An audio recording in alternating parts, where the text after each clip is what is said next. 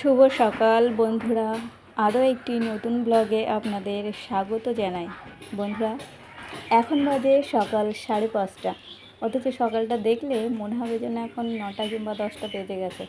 দেখুন প্রায় রৌদ্র উঠবো করছে। কাল রাতে একটু ঝড় মতো হয়েছিল, তো চারিদিকে পাতা ভর্তি হয়ে গেছে।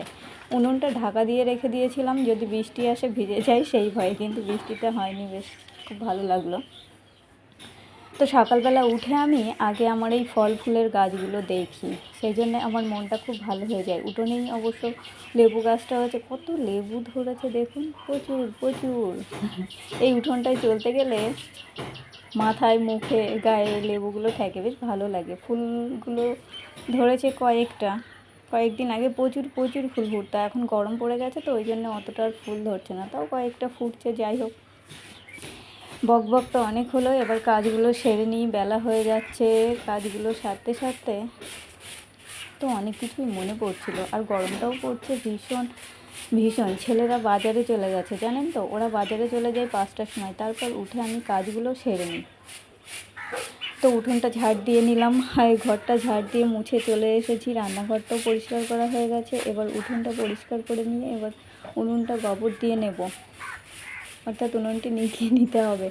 আপনারা কে কী বলেন আমি তো জানি না। যাক, আমি উঠোনে বসে এই উনুনটাতেই বেশি রান্না করি, কেননা এখানে রান্না করতে ভীষণ ভালো লাগে। তো মাছগুলো দেখলাম, ওহ, মাছটা মারা গেছে, কত বড় মাছটা মরে গেল।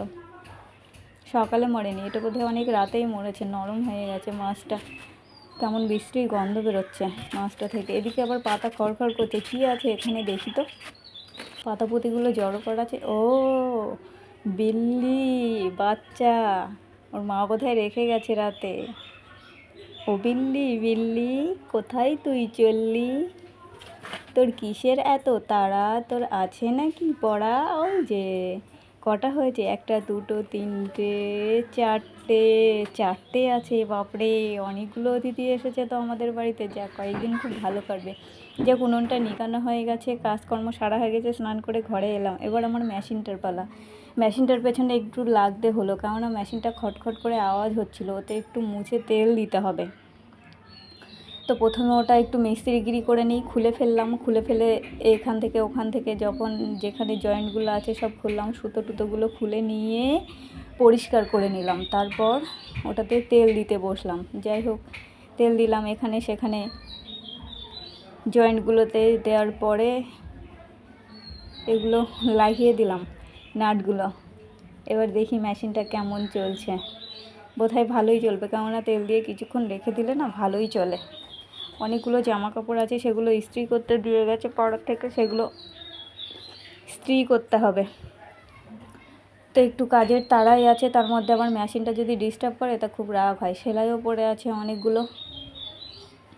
তো যাই হোক, সকাল থেকে আজকে আর কারেন্টটা যায়নি। অন্যদিন কারেন্ট চলে যায়, সকালবেলা আর কাজ করা হয় না। আজকে কারেন্টটা আছে, তো ফ্যানটা চালিয়ে নিয়েই কাজে বসলাম, বেশ ভালোই লাগছে। তো এবার জামা কাপড়গুলো একটু ইস্ত্রি করে নিই। 2খানা শাড়ি আছে, একটা পাঞ্জাবি আছে। পাঞ্জাবিটা অবশ্য আমার ছেলের, আর শাড়ি দুটো পাড়ার এক কাকিমা দিয়ে গেছে। প্রথমে ফলস পাড় লাগাতে হলো, এবার ওই পাড়টুকু একটু ইস্ত্রি করে দিতে হবে, কারণ আমি হাতে লাগাই না তো, মেশিনেই লাগাই, সেই জন্য একটু ইস্ত্রি করে দিলে ভালো হয়। এটা একটা আছে, একটা পুজোর শাড়ি, এই যে লাল সাদা, দেখুন শাড়িটা বেশ সুন্দর লাগছে।